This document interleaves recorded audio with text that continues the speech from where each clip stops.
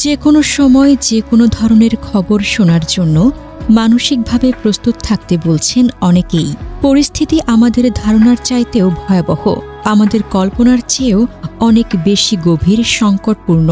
৮০ বছরের কাছাকাছি বয়স, চোখের সামনে মৃত্যুর সাথে লড়াই, তবুও তিনি দেশকে ছেড়ে যাননি। এই মানুষটি বাংলাদেশের ৩ বারের সাবেক প্রধানমন্ত্রী, দেশমায়ের মতো আবেগে বাঁধা এক নাম, বেগম খালেদা জিয়া। প্রধান উপদেষ্টা ড ইউনূস যে স্বরে গভীর উদ্বেগ প্রকাশ করেছেন, শুধু তা থেকেই স্পষ্ট সংকট সাধারণ নয়। প্রেস উইংয়ের বার্তায় তিনি দেশবাসীর কাছে দোয়া চান এবং বলেন, বেগম খালেদা জিয়ার চিকিৎসায় যেন কোনো ঘাটতি না থাকে। তিনি জাতির জন্য অনুপ্রেরণা, তার সুস্বাস্থ্য দেশের জন্য অত্যন্ত গুরুত্বপূর্ণ। এমন ভাষা সাধারণত ব্যবহৃত হয় না। এটি সংকটের তীব্র বার্তা।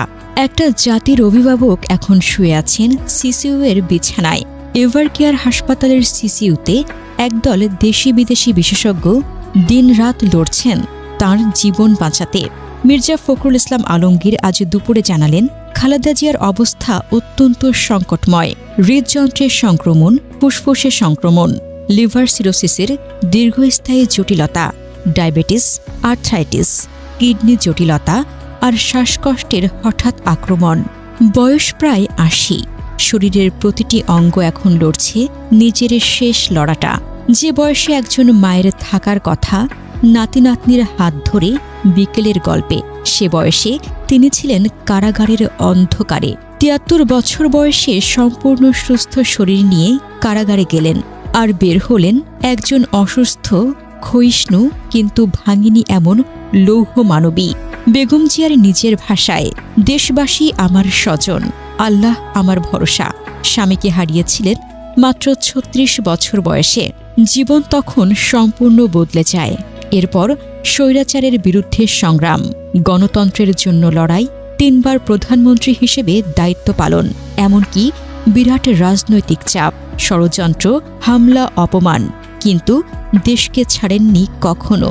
আজও বেঁচে থাকার লড়াইটা তিনি করছেন দেশের জন্য, মানুষের জন্য। রবিবার হঠাৎ শ্বাসকষ্ট দেখা দিলে হাসপাতালে নেওয়ার পরই চিকিৎসকেরা বুঝে যান পরিস্থিতি খুব জটিল। হৃদযন্ত্রে সংক্রমণ একজন উচ্চ বয়সী মানুষের জন্য অত্যন্ত বিপজ্জনক। ফুসফুসেও সংক্রমণ, এটি শ্বাসযন্ত্রকে যে কোনো সময় বিকল করে দিতে পারে। শরীরের অন্যান্য জটিলতা একে আরও ভয়াবহ করে তুলেছে। গত ৭ জানুয়ারি উন্নত চিকিৎসার জন্য লন্ডনে গিয়েছিলেন তিনি। ১১৭ দিন লন্ডন থেকে ৬ মে দেশে ফেরেন। দেশে ফেরার পর কয়েক মাসেই একাধিকবার গুরুতর অসুস্থ হয়ে হাসপাতালে ভর্তি হতে হয়েছে। শরীর আর আগের মতো নেই, কিন্তু মন, দৃঢ়তা, দেশপ্রেম আজও অটুট। যুগের পর যুগ, প্রজন্মের পর প্রজন্ম তার নাম উচ্চারণ করবে এই বলে। দেশকে ভালোবেসে জীবন দিয়েছেন। আজ তার শারীরিক অবস্থা সংকটময়, কিন্তু বেঁচে থাকা মানে এই জাতির জন্য আরেকটি আশীর্বাদ। তাই আবারও অনুরোধ, আপনারা আপনাদের অভিভাবক বেগম জিয়ার জন্য দুহাত তুলুন। এই দেশ, এই মানুষ, তার জন্য দোয়া করুন। আল্লাহ তার উপর রহমত বর্ষণ করুন, তাকে সুস্থ করে আমাদের মাঝে ফিরিয়ে দিন।